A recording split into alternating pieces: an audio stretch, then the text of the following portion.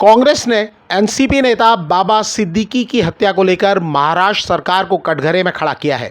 कांग्रेस नेता इमरान प्रतापगढ़ी ने सवाल किया है कि महाराष्ट्र में कौन ऐसा है जो सुरक्षित है। ये बहुत बड़ा सवाल है कि अगर ऐसे व्यक्ति की भी हत्या हो सकती है, बाबा सिद्दीकी जैसे व्यक्ति की हत्या हो सकती है, जो वेल कनेक्टेड है, जो हाई प्रोफाइल है, जिसको सुरक्षा है, जो सरकार में है, महाराष्ट्र सरकार का हिस्सा है, जो अगर वो व्यक्ति सुरक्षित नहीं है तो फिर मुंबई में, महाराष्ट्र में सुरक्षित कौन है? शिंदे सरकार से, देवेंद्र फडणवीस जी की सरकार से सीधे मेरा सवाल है कि अगर आप अपने इतने हाई प्रोफाइल नेता की सुरक्षा नहीं कर सकते तो आम मुंबईकर की सुरक्षा क्या करेंगे आप? बहुत शर्मनाक घटना है ये। और उस पे सरकार का व्यवहार कि 15 दिन पहले मीडिया के सूत्र ही बता रहे हैं कि धमकी मिली, धमकी के बाद हत्या हो रही है, तो ये तो बहुत ही शर्मनाक है महाराष्ट्र सरकार के लिए।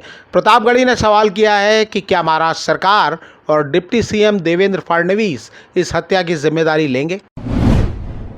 एनसीपी नेता बाबा सिद्दीकी की हत्या को लेकर कांग्रेस ने कई सवाल पूछे हैं। कांग्रेस नेता इमरान प्रतापगढ़ी ने कहा है कि हत्या की जांच होनी चाहिए। मुझे लगता है कि घरों की राख फिर देखेंगे, पहले देखना यह है घरों को फूंक देने का इशारा कौन करता है। जब सोशल मीडिया पे कोई पोस्ट तैर जाए और एजेंसियां सारा रुख जांच का उधर मोड़ दें, मुझे लगता है ये ध्यान भटकाने की कोशिश भी हो सकती है। तो इसकी बाकायदा एक कमेटी बननी चाहिए और जल्द से जल्द इसकी जांच रिपोर्ट सामने आए ताकि पता चल सके कि इतने बड़े घटनाक्रम के पीछे कौन है। एजेंसियों को सोचना चाहिए। राज्य चुनावी मोड में जाने वाला नहीं है, बल्कि चुनावी मोड में है। चुनाव आयोग वहां पे बाकायदा विजिट कर चुका है, कभी भी चुनाव का ऐलान हो सकता है।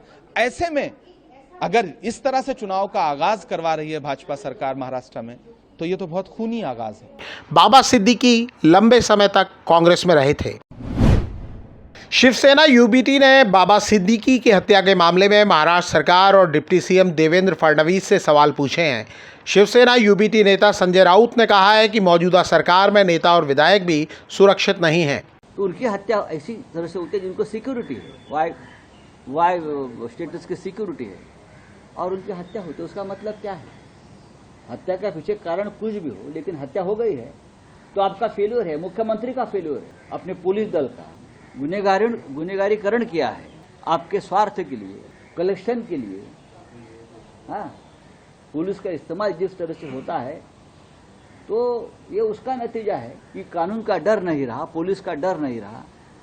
दिन दहाड़े कभी भी पब्लिक प्लेस पर हत्याएं होती जा रही है। उसमें आप राजनीतिक कार्यकर्ता, राजनीतिक नेता, मंत्री, विधायक भी नहीं छूट रहे। एनसीपी नेता सिद्दीकी की शनिवार रात हत्या कर दी गई थी। एनसीपी अजीत गुट के प्रमुख अजीत पवार ने कहा है कि बाबा सिद्दीकी की हत्या का सच जल्दी सामने आएगा, लेकिन पुलिस डिपार्टमेंट ने तुरंत उसके बारे में जानकारी शुरू की है। उनके हाथ में लगे हैं 2 लोग और भी कुछ लोग हैं। उनको ढूंढने के लिए, उनको लाने के लिए 5 टीम पुलिस डिपार्टमेंट ने लगवाई है और अलग अलग स्टेट में उनको भेजा है। सीएम साहब भी इसके ऊपर उनका ध्यान दे रहे हैं, खुद होम मिनिस्टर भी दे रहे हैं और मेरा भी है, हमारे बाकी साथियों का भी है। और जल्द से जल्द पता चलेगा कि एग्जैक्ट ये सब करने का कारण क्या है, किसने ये सब सुपारी दी, किसने ये सब किया। तुरंत नहीं, लेकिन 1-2 दिन में ही पता चलेगा, ऐसा मुझे भी। सिद्दीकी इसी साल कांग्रेस छोड़कर एनसीपी में आए थे। असमिया को क्लासिकल लैंग्वेज का दर्जा मिलने पर असम में 1 सप्ताह तक उत्सव होगा। असम के मुख्यमंत्री हिमंता बिस्व शर्मा ने इसकी जानकारी दी है। असम के मुख्यमंत्री शर्मा ने एक्स पर लिखा है कि 3 अक्टूबर 2024 को प्रधानमंत्री नरेंद्र मोदी की अध्यक्षता में केंद्रीय मंत्रिमंडल ने आधिकारिक तौर पर असमिया को क्लासिकल लैंग्वेज के रूप में मान्यता दी।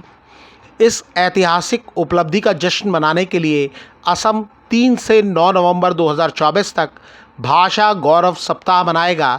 इस पूरे सप्ताह के दौरान विश्वविद्यालय, स्कूल और नागरिक समाज संगठन असमिया लेखकों और विद्वानों के योगदान का सम्मान करने के लिए कार्यक्रमों की मेज़बानी करेंगे, जिनके काम ने 4वीं शताब्दी ईस्वी से भाषा को आकार दिया है।